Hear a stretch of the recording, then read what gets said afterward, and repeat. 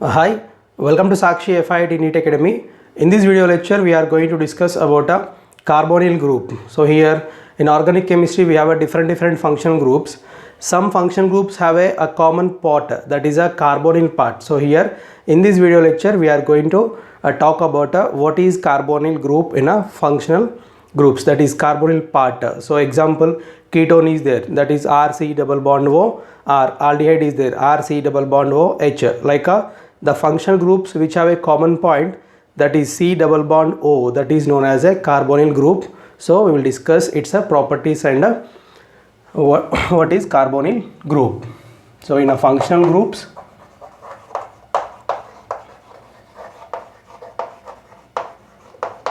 we have a carbonyl part, carbonyl group. What is carbonyl group? I am taking a different molecules here. This is the aldehyde molecule. Based on the molecule, we have a formula. So in this molecule, this C double bond O H is a functional part. This is a functional group here. Here again I am taking this group. So this terminal is cyclopentane. Here we have a propane. 3 carbons are there. Here in this molecule, I am taking this functional group, that is C double bond O OH. Again here, this is the functional group. It's a ester. So this is also ester, cyclic ester. Now here I am taking C double bond O X.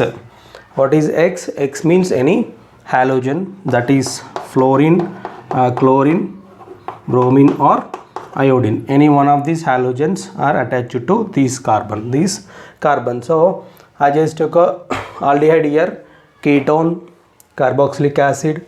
This is ester, and this is also cyclic ester. This is acid halide. Like I am taking another functional group, that is amide. In the last 2 videos, what is function group? That is function group part 1. We have discussed what is functional group and how many functional groups are there. We have discussed with examples. And in functional group part 2, we have discussed how to identify functional group in a molecule. So if you don't watch that, please watch the 2 videos. Then it's clear to understand this topic. What is functional group and how to identify functional group. Then in that functional groups, we have a common part, that is a carbonyl part. What is that carbonyl part here? Now this is a aldehyde, this is a ketone, it's a carboxylic acid, and here it's amide. This is acid halide. This function group is acid halide, and here cyclic ester, and this is a chain ester, open chain ester. So all these functional groups, we are observing this part. These are different functional groups but having a common part, that is C double bond O. Carbon has carbon to oxygen, we have a double bond. Here we have a same part, here C double bond O, and here C double bond O, C double bond O, C double bond O, here. So all of these functional groups having a same common point, that is common part, that is a C double bond O, that is known as carbonyl group. So based on the bonding to that carbonyl carbon, this is a carbonyl group. The carbon which is in this part called a carbonyl carbon. So on this carbonyl carbon, one side we have a hydrogen, another side we have a alkyl group. So this is aldehyde. Here both the sides we have a alkyl group. It's a ketone. Here one side we have a OH, one side we have a alkyl group. This is become carboxylic acid. Now here one side we have a amine, another side we have a organic group. This is become amide. So based on the bonding on both the sides, the functional group is going to vary. It means it's become a different from other. So this is the carbonyl group, the group which is carbon to oxygen double bond. This is known as carbonyl group. So we will just discuss what are the properties of the carbonyl group.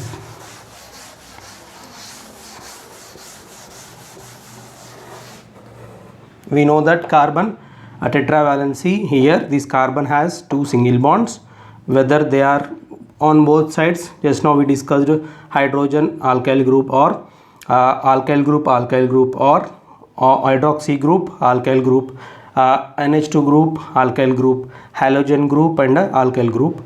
Based on that we have a different function group. Next, this carbon has 2 bonds towards 2 different groups and remaining 2 bonds with the oxygen. 2 bonds with the oxygen. We know that carbon sp3 hybridized.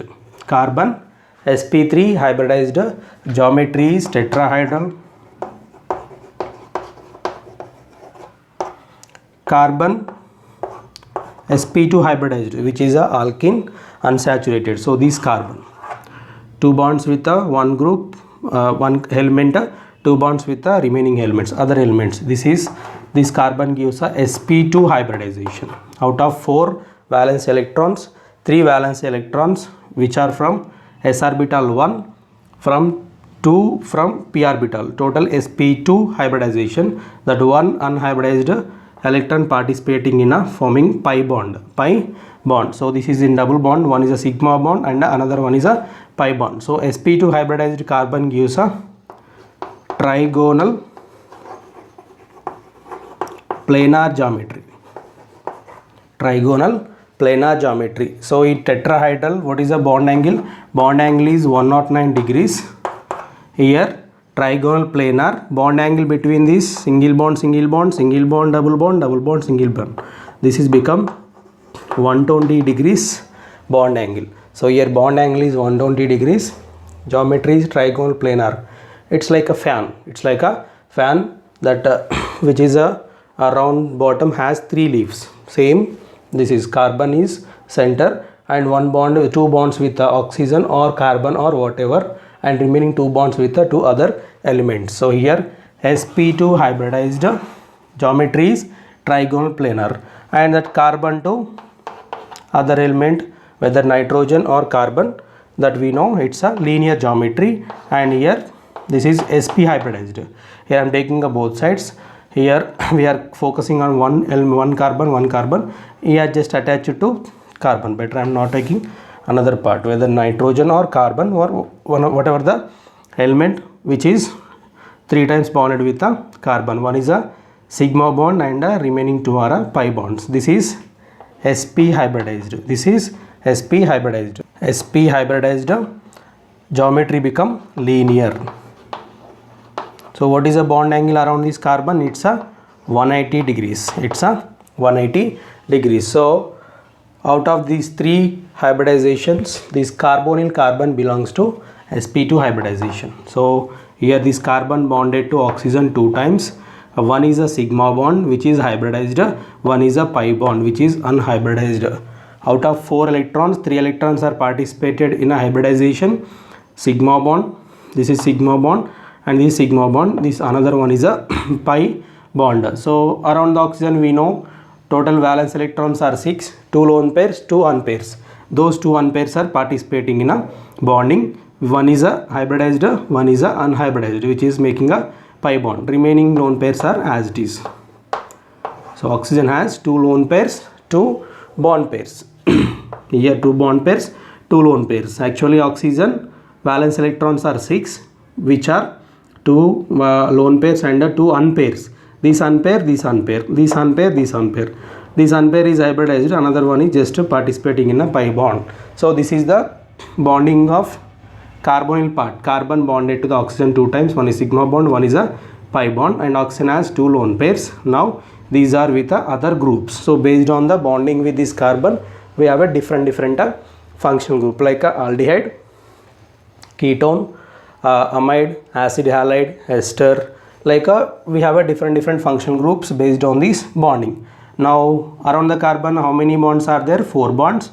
Sigma bond, sigma and another pi. This is a double bond and a single bond. What is a bond angle? Bond angle is a 120 degrees separation.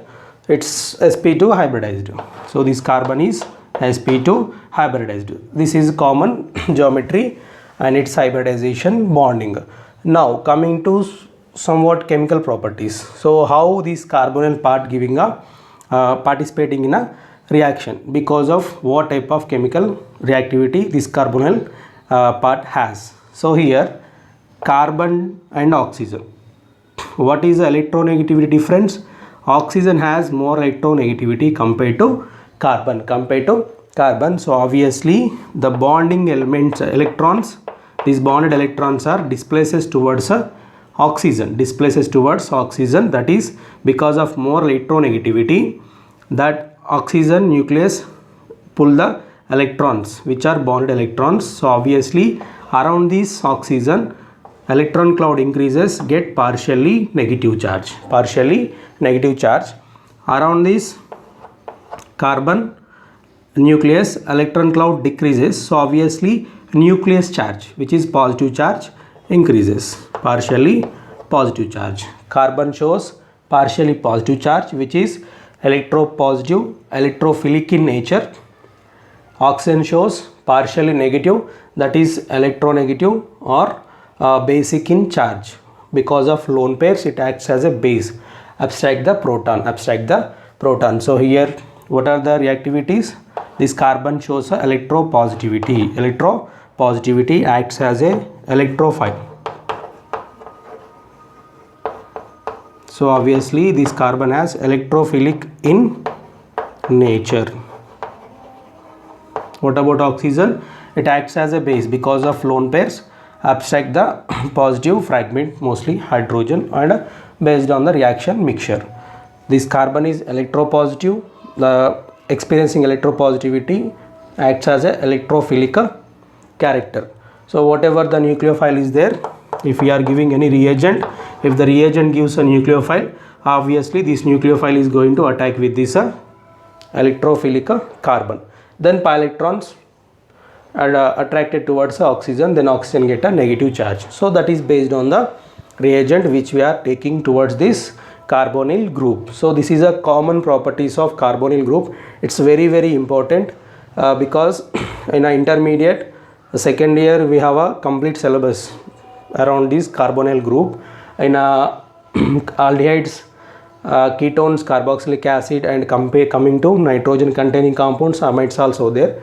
It's very important.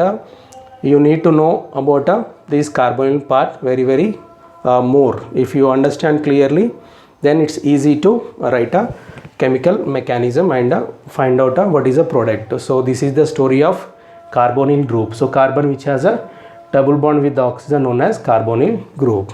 So hope you understand well. Subscribe the channel, share, like, comment, and hit the bell icon so that you will get latest video lectures. Thank you.